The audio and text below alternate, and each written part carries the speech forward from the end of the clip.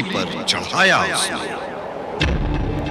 कुर्बान हो गया वो पापी जहां के खातिर, सूली पे चढ़ गया वो जग के गुनाह के खातिर, जग के गुनाह के खातिर।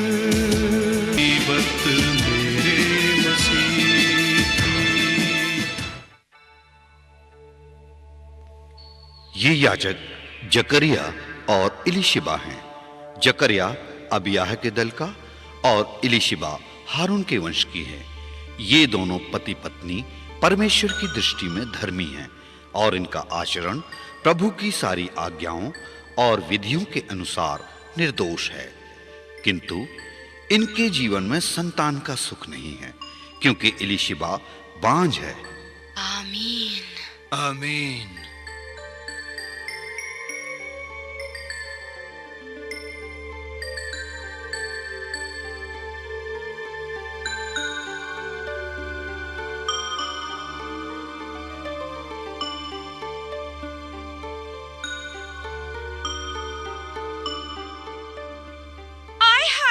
देखो तो सही, आज हमसे पहले पानी भर रही है। कौन है?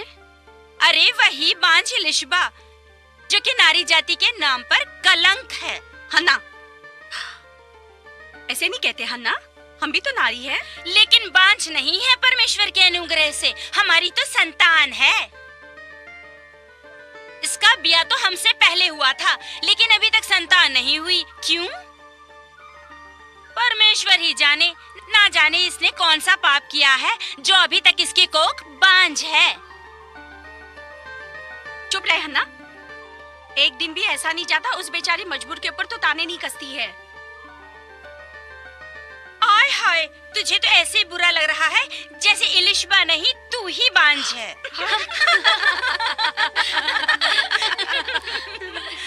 हन्ना, चीखती क्यों है? तुझे ऐसा कहते हुए शर्म नहीं आती? शर्म तो इसे आनी चाहिए जिसने परमेश्वर के भक्त जकरिया की जिंदगी में जहर घोल दिया। हन्ना, इसे तो उसी दिन डूबकर मर जाना चाहिए था जिस दिन सारे यहूदा को पता चल गया कि ये बांझ है। बहुत हो गया हन्ना, तू भी एक नारी है, औरत है। इसका ये मतलब नहीं कि परमेश्वर ने तेरी गोद हरी कर दी तो तू घमंड करे। इसे माफ करना इलीशिबा, मैं तुम्हारे दिल का दर्द समझ सकती हूँ।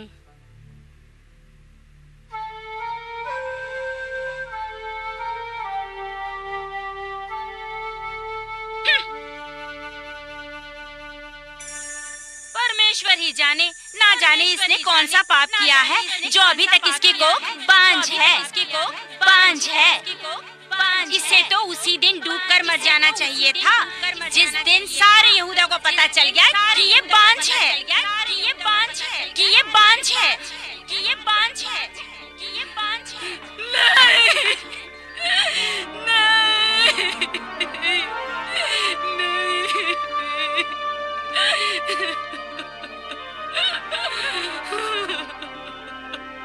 मेरे परमेश्वर, मेरे प्रभु, तेरा कैसा इंसाफ है। मुझे बांझ क्यों मुझे बांझ? हे परमेश्वर मेरे प्रभु, क्यों?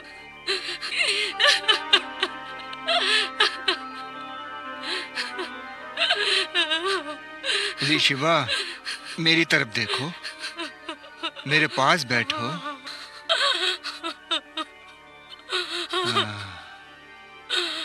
तुम्हारे आंसुओं की वजह मैं जानता हूँ। लोग बहुत कुछ कहते हैं, लेकिन तुम्हें इन बातों पर ध्यान नहीं देना चाहिए। इलीशिबा, यदि तुम बांझ हो तो इसमें तुम्हारा कोई दोष नहीं है। आखिर में भी तो इलीशिबा, मेरे कान माँ शब्द सुनने को तरसते रहे, मैंने बर्दाश्त कर लिया, और वही कान बांझ बांझ बांझ सुनते सुनते। अपने आप को संभालो इलीशिबा। और कितना संभालूं? आप हमेशा मुझे हिम्मत देते रहे, यहाँ तक कि सारी जवानी इसी इंतजार में बीत गई कि आज नहीं तो कल परमेश्वर हमारी प्रार्थनाओं का उत्तर देगा, लेकिन कुछ हासिल नहीं हुआ।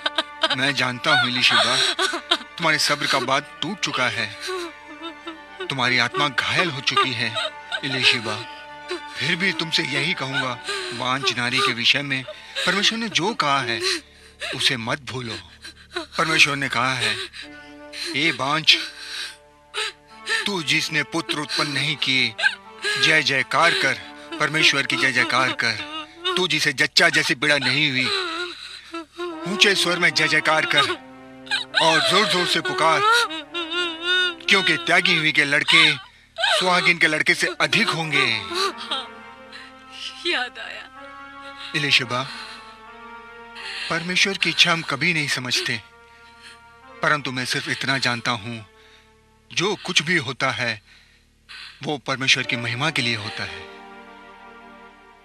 परमेश्वर मुझे माफ करें, और हाँ, मैं सांसारिकता में ईश्वर को भूल गई थी, जबकि परमेश्वर कुम्हार है और मैं मिट्टी हूँ, और ये अधिकार उन्हें है, जैसा चाहे कर सकते। हालेलुया।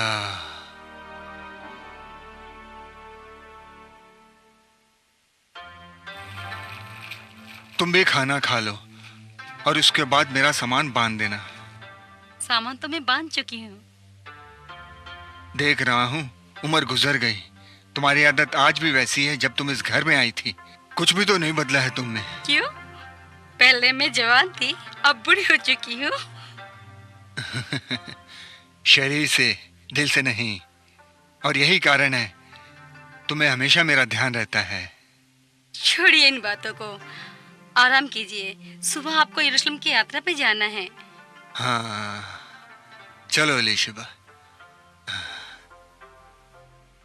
यरूशलेम मंदिर में जब जकरिया अपने दल की बारी आने पर परमेश्वर के सम्मुख याजक का कार्य करने गया, तब याजकों की रीति के अनुसार वो चुन लिया गया ताकि प्रभु के मंदिर में वो धूप जलाए।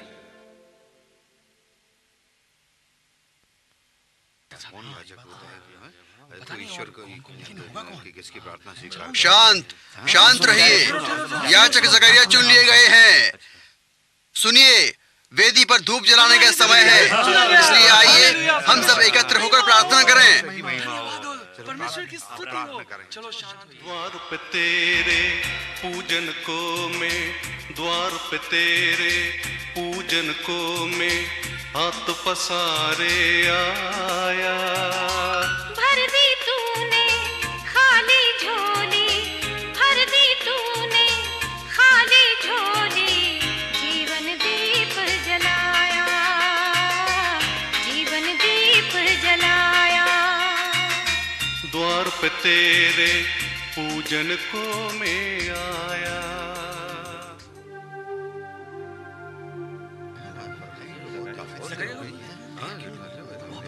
क्या बात है, जकरिया को इतनी देर क्यों लग रही है? ऐसा तो पहले कभी नहीं हुआ। कहीं उसे कुछ हो तो नहीं गया?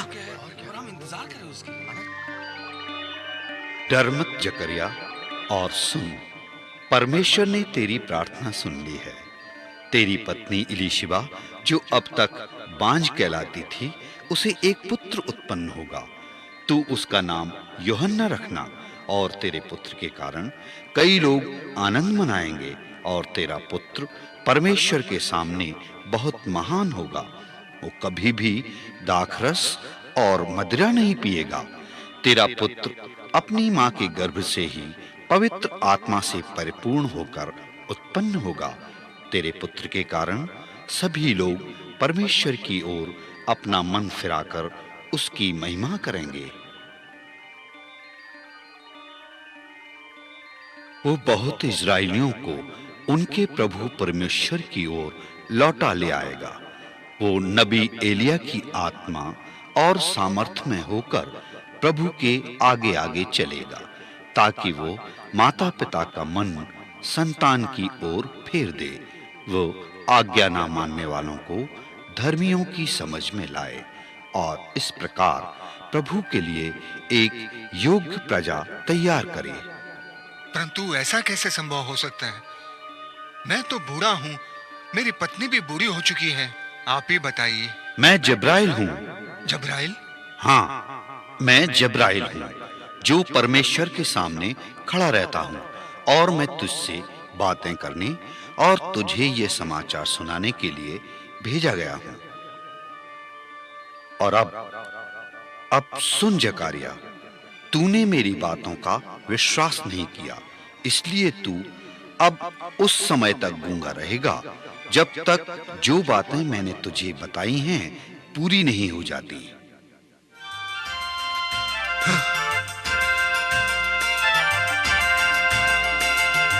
टूट चुकी थी मन की आशा, टूट चुकी थी दिलाशा, पल भर में जीवन में तूने अद्भुत हर्ष जगाया। करके रहम प्रभु तूने मेरा सूना चमन खिलाया, सूना चमन खिलाया। द्वार पे तेरे पूजन को मैं आया।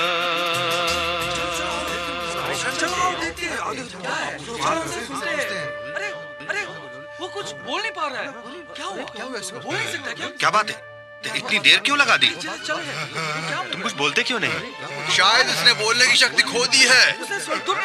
जकरिया जब अंदर गया था ठीक था, गूंगा कैसे हो गया?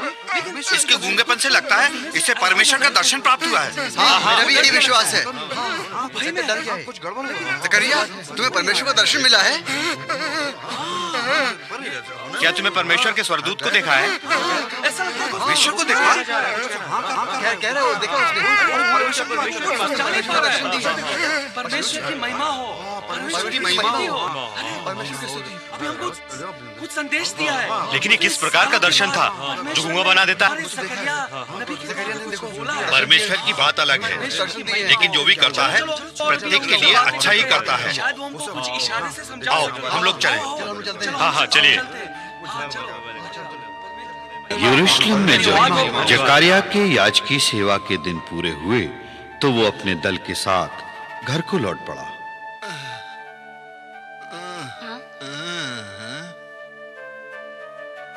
परमेश्वर कितना महान है, उनके लिए कुछ भी असंभव नहीं।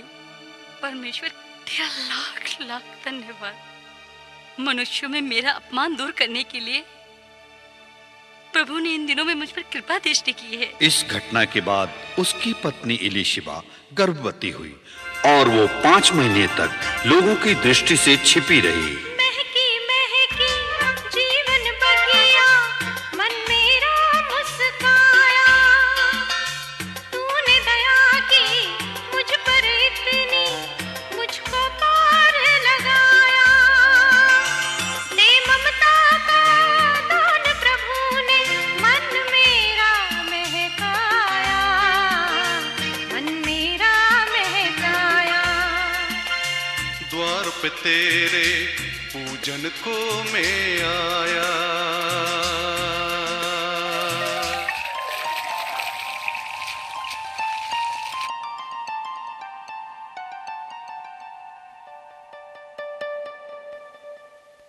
वो देखो, बांझ आ गई। कैसी हो रिविका? तुम लोग कैसे हो हन्ना? हम सब ठीक है, लेकिन तुम बताओ, इतने महीनों से तुम दिखाई नहीं दी। अरे क्या लोगों को मुंह दिखाएगी? इसके बांझ होने का अफसोस तो जकरिया को होगा ही। अब तो वे इसकी वजह से गूंगे भी हो गए हैं। मुझे पूरा यकीन है ये सब इसकी वजह से है। बस कर हन्ना, हर बात की एक हद होती है। इसे कहने दो। यही नहीं जानती उनके गूंगे होने का कारण। कारण? मंदिर में उन्हें स्वर्गदूत जिब्राइल का दर्शन हुआ है। उन्होंने जिब्राइल स्वर्गदूत की बातों पर विश्वास नहीं किया, इसलिए वो गूंगे हो गए हैं। क्या? क्या तुम्हें मालूम है स्वर्गदूत ने क्या कहा? क्या तुम्हें मुझ में कोई अंतर दिखाई नहीं देता? मैं माँ बनने वाली हूँ। सच? सच? परमेश्वर की स्तुति हो। इस उम्र में सब परमेश्वर की महिमा है और उसका धन्यवाद हो। अगर तुझ में अब भी इंसानियत बाकी है तो जाओ इलिशिबा से माफी मांगो। तू उम्र भर उसे कोसती रही और वो तेरे तानों को सहती रही, लेकिन आज वो तेरे तानों को हंसी में उड़ाकर चली गई। बस कर रेबेका, बस कर। और अगर तू परमेश्वर को मानती है तो जा अपने पश्चाताप के आंसू से लगाए हुए इलिशिबा के ऊपर कलंक को धो डाल। तेरी आत्मा को भी सुकून मिल जाएगा। बस कर रेबेका, बस कर।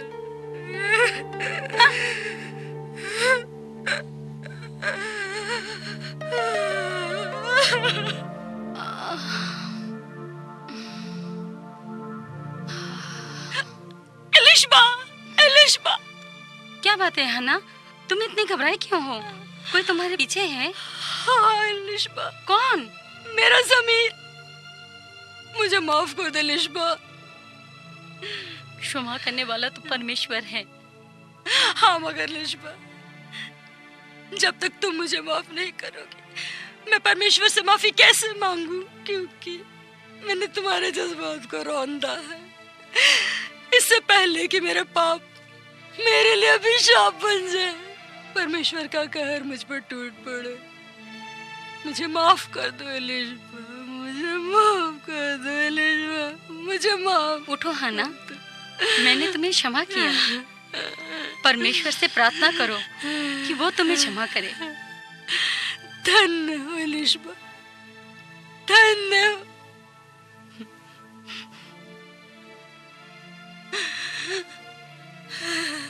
जाओ, शांति से जाओ।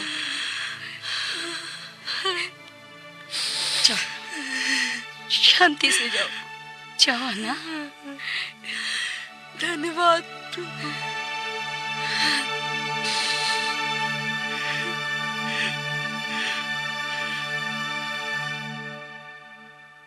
इलिशिबा के 6वें महीने में परमेश्वर की ओर से जिब्राइल स्वर्गदूत गलील प्रदेश के नासरत नगर में एक कुंवारी के पास पहुंचा, जिसकी मंगनी यूसुफ नामक दाऊद के घराने के एक पुरुष से हुई थी।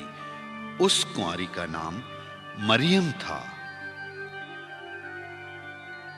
हे मरियम, आनंद और जय तेरी हो, तुझ पर परमेश्वर का अनुग्रह हुआ है, प्रभु तेरे साथ है।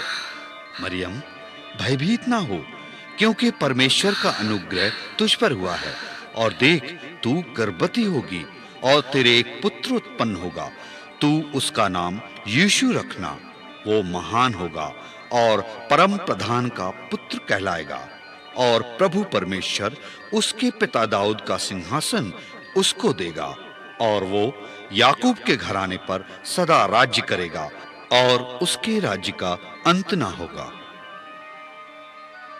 ये क्यों कर होगा? मैं तो कुंवारी हूँ।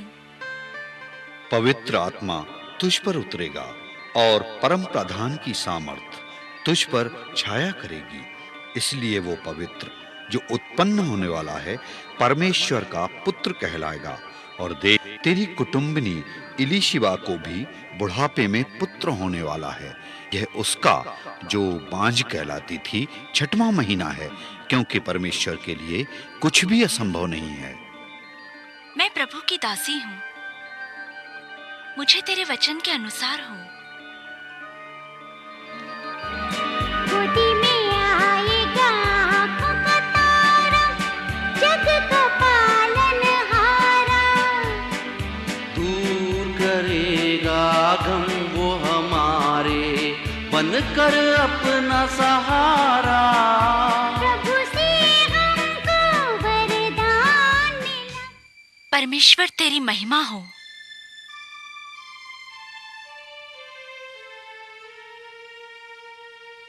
मैं कुंवारी गर्भवती बनूंगी। आवाज तुझको